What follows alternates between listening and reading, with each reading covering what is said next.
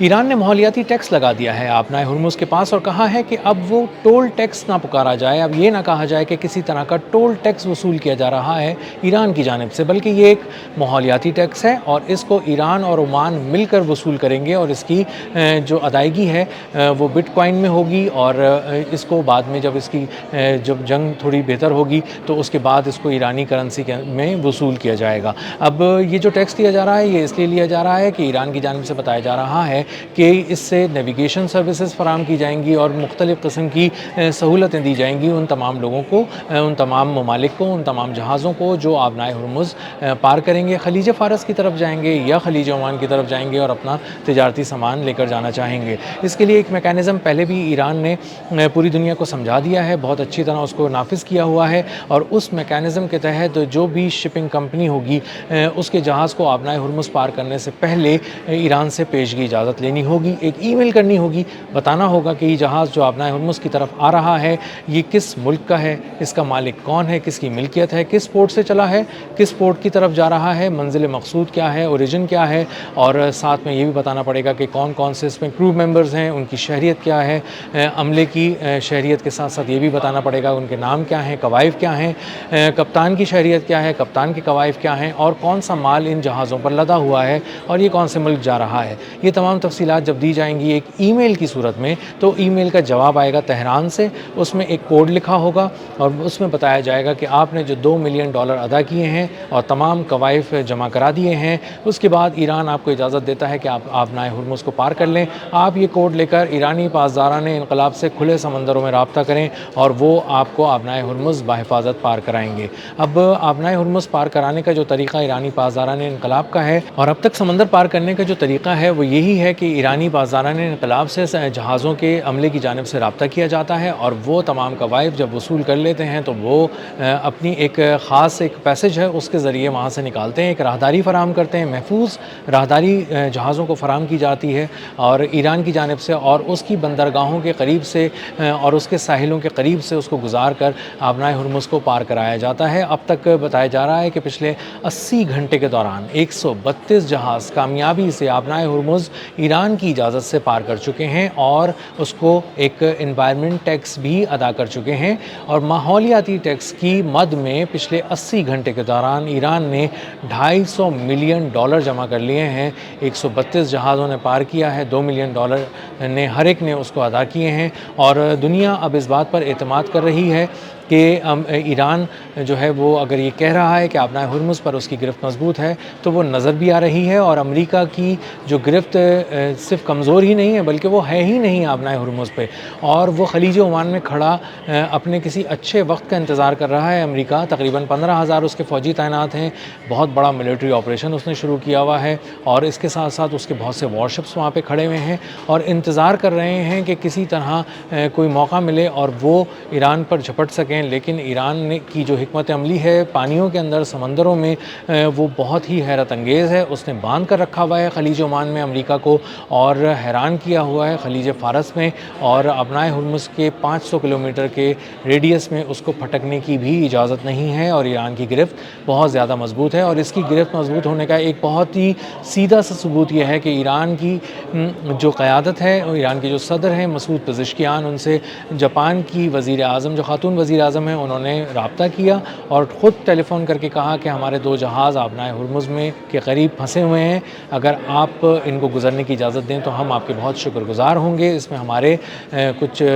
شہری جو ہیں وہ اس میں سوار ہیں، اس کے عملے کا حصہ ہیں، اور اس کے بعد ایران نے ان کو بغیر کسی طرح کا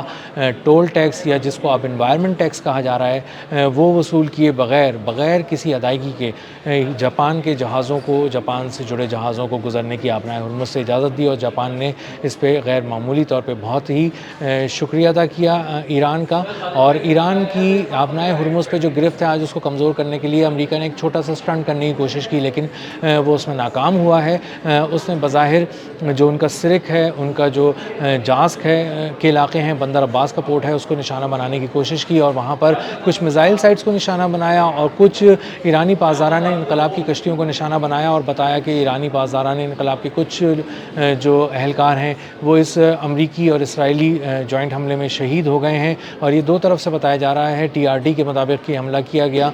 یہ امریکہ کی طرف سے بھی کیا گیا۔ امریکہ نے اس میں کچھ نیول بیسز جو مشرق وسطیٰ میں اس کی ہیں، جو فوجی بیسز ہیں وہاں سے حملہ کیا، اور دوسرا جو انہوں نے ہدف چنا وہ اسرائیل کی جانب سے چنا، اور اسرائیل کی جانب سے ایران پر حملے کیے۔ ان دو طرف سے کیے ہوئے حملوں میں ایران کو خاصا بھاری نقصان پہنچانے کا دعویٰ کیا گیا ہے، لیکن ایران کی جانب سے دوسری طرف ایک بہت بڑا سرپرائز امریکی فورسز کو دیا گیا جب انہوں نے بہت ہی پریسیجن کے ساتھ اس کا جواب دے کر حملہ کیا ایران کی جانب سے، اور انہوں نے MQ-9 ریپر ڈرونز تباہ کر دیے جو امریکہ کا فضائی غرور تھے، اور امریکہ ان کو بہت ہی احتیاط سے اس جنگ میں استعمال کر رہا تھا۔ تقریباً $1 ارب مالیت کے 30 جو MQ-9 ریپر ڈرونز ہیں وہ اب تک اس جنگ میں، ایران جنگ میں تباہ کیے جا چکے ہیں امریکہ کی جانب سے، اور ان کی مینوفیکچرنگ بھی نہیں ہو رہی، یعنی اب یہ امریکی فوج کا حصہ نہیں بن سکیں گے، اور اسی لیے امریکہ کو یہ دو طرفہ وار ایک طرح سے امریکہ نے سہا ہے۔ ایک طرف اپنے MQ-9 ریپر ڈرونز جو آج 3 جو ہے $90 ملین مالیت کے تھے، ان کو نشانہ بنا کر ایران نے تباہ کر دیا ہے، اور دوسری طرف اب یہ چونکہ مینوفیکچر بھی نہیں ہو رہا ہے، تیار بھی نہیں کیے جا رہے امریکی فورسز کی جانب سے، اسی لیے جب یہ تباہ کر دیے گئے ہیں تو ان کی تعداد مسلسل کم ہو رہی ہے، اور ان سٹاکس کو دوبارہ بھرا نہیں جا سکتا، ان ریپر ڈرونز کو دوبارہ یہاں پر تعینات نہیں کیا جا سکتا ہے۔ جو ایران کی فضائیں ہیں وہ اس وقت ایک جادوئی حصار کی زد میں ہیں، اور وہاں پہ اگر امریکہ کی فضائیہ وہاں قریب بھی پھٹکتی ہے تو اس کے طیارے ہم نے تباہ ہوتے دیکھے ہیں، اس کے ریپر ڈرونز تباہ ہوتے دیکھے ہیں، اور خاص طور پہ ان کا جو ایک سب سے بڑا غرور تھا ڈرون ٹیکنالوجی کے حوالے سے، MQ-4C ٹرائٹون جو $240 ملین کا ڈرون تھا، آبنائے ہرمز کے اوپر 52,000 فٹ کی بلندی پہ پرواز کر رہا تھا، وہ ہیک ہو گیا، اس کا سسٹم جیم ہو گیا۔ 7700 کا اس نے ایک ایمرجنسی کال دی اپنے کمانڈ سینٹر میں، اس کے بعد وہ 9,000 فٹ کی بلندی تک نیچے تو آیا، لیکن اس کے بعد نارتھ ایسٹ میں ایران کی طرف اس نے اپنا رخ کیا، اور کہاں غائب ہو گیا کچھ پتہ نہیں چل سکا۔ جو 5th فلیٹ ہے امریکہ کا، اس نے وہاں سے اس کے 2 ہیلی کاپٹرز اس کی تلاش میں گئے، لیکن نہ اس کو زندہ تلاش کر سکے نہ اس کو مردہ تلاش کر سکے، اور جو ان کا غرور تھا وہ کہیں غائب ہو گیا، کہیں بھسم ہو گیا، اور کہیں ڈبو دیا گیا پانیوں کے اندر۔ جو KC-135 ان کا ایک جہاز تھا، ریفیولنگ ٹینکر تھا، جو اڑتا ہوا ایک گیس اسٹیشن بھی کہا جاتا ہے، وہ بھی غائب ہو گیا، وہ بھی نہیں ملا۔ بہت سے ایسے چوٹ پہنچائی گئی ہے ایران کی جانب سے جس نے آبنائے ہرمز پہ، فضاؤں میں، آبنائے ہرمز کے پانیوں پہ، اور زمین کے قریب جو آبنائے ہرمز سے قریب زمین ہے ایران کی، اس میں اپنے گرفت مضبوط کر کے دکھائی ہے ایران کی قیادت نے، ایرانی فورسز نے، اور ایران پہ جو ایک اور حملہ آج امریکہ نے کیا وہ بھی ناکام ہو گیا۔ ایران نے انوائرمنٹ ٹیکس لگا دیا ہے، ایران نے دنیا پہ نیا ٹیکس لگا دیا ہے، اور بتا دیا ہے کہ آبنائے ہرمز پہ آج کی تاریخ میں بھی اگر کسی کا کنٹرول ہے تو وہ ایران ہے، اس کا کنٹرول بہت مضبوط ہے، اس کی گرفت بہت مضبوط ہے، اور آنے والے دنوں میں دنیا کو مسلسل ایران سے ہی بات کرنی پڑے گی اگر آبنائے ہرمز کو پار کرنا ہے، اور امریکہ اس خطے میں پہلے بھی نہیں تھا اور آنے والے دنوں میں بھی نہیں ہوگا۔ اب تک کے لیے اتنا ہی، ملتے ہیں اگلی ولاگ میں کسی نئی خبر، نئے تجزیے اور نئے زاویے کے ساتھ۔ اللہ حافظ۔